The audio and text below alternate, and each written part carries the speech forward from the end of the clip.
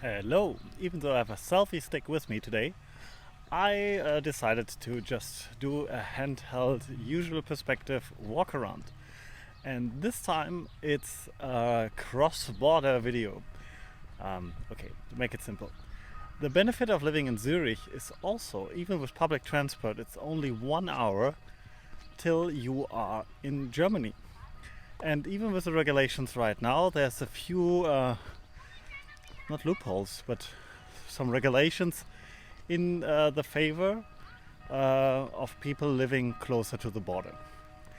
For some companies, delivery into Switzerland is not possible because they fear the whole customs regulations, paperwork they have to do, etc. So and sometimes it's the easiest way just to get it sent on the border. There's one company called easypaketshop.com or the Easy Paket Shop, Easy Paket Shop, and the rest you will see in Google. And they offer you to pick up your packages for like €2, and then it's going to be a little more if you keep it there longer for like a week or two, etc. But a few days are free or like with a minimum charge. And then you have a post address in Germany right next to the border. So it's roughly 300 francs you can import by yourself, on yourself, without having to pay any taxes, but you have to declare it up front. If that's the case, when it's more than this.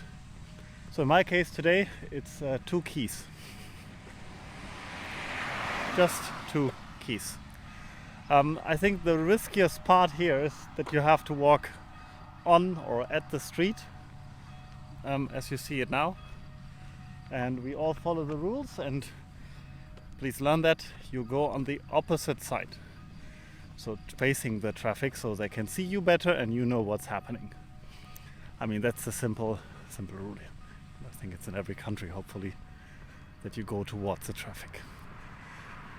In my case now, I'm gonna just walk from Wasserkingen to Hohentengen am Hochrhein, and we'll just pick up the stuff there. The other part is that even if you have bigger things, it's not as crazy, because with the weight restrictions on the shipping, it's sometimes really ridiculous to get it being sent from Germany to Switzerland or vice versa. As soon as it gets a little more heavy, you're gonna pay a fortune, and that's why I like this kind of solution. Today it doesn't really fit all my schedule, so let's get a little into the rambly part of that video, and I will be fair with the title later. It's not gonna. I hope you didn't got lured into this one. And if you take a look around behind me, this is a border area. It's like being close to Germany and still being in Switzerland. And it's beautiful here. I mean, there's so many border areas which really look like border, where you have all the trucks driving, so many lanes and open areas for control out of the pass. And this one is a really small border point. I mean, I've seen people working there 1 or 2 times, and you will see that later how small it really is. But I think this is the kind of feeling it gives Europe hope, that even in the past this was a small border point, and I hope it will stay a small border point in the future, even with all regulations coming right now and the discussions about European Union and Switzerland closing, working together, not working together, all the Schengen, Brexit, whatever discussions there are right now. But I hope there's still positive thoughts for the future, and if it can work here with all the things happened in the past between the countries, it can also happen in other areas in the world. That would be really nice, that we can stay in a more positive outlook here. So, but now I'm basically in between countries. So you will see in a few seconds there's this wonderful sign explaining you the rules in Switzerland. Here we go.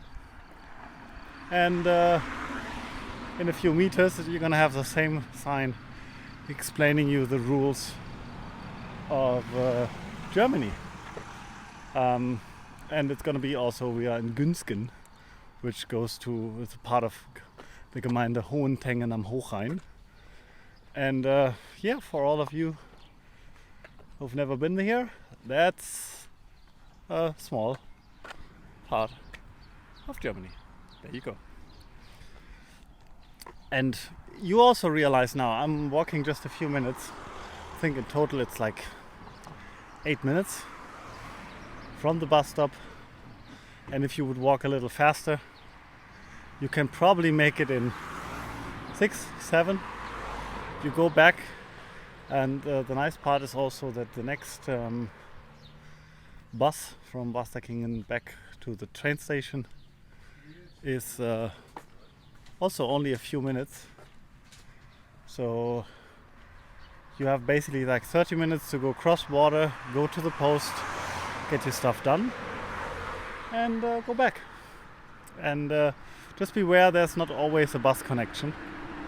Every once in a while you just end up staying there for half an hour longer or even more.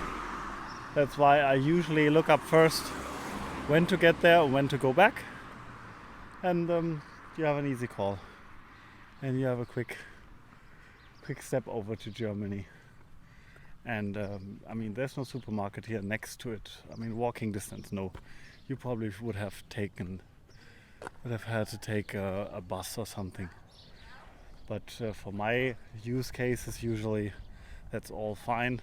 I think the biggest I've ever taken from here was like a box from my mom.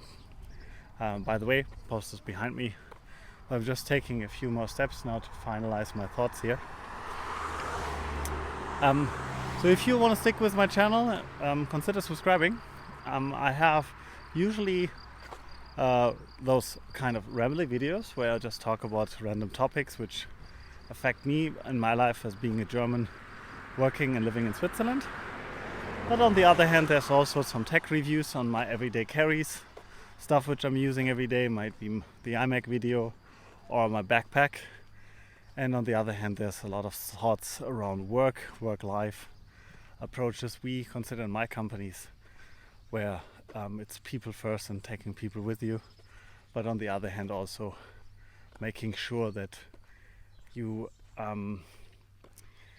listen. I mean, listening is always a hard part. It was always a hard part for me, but for many people it is, and especially in a leadership position. And also the opposite side, get yourself heard when you're a worker in a company where the culture differs a little. That's it from my side for the moment. Have a great one.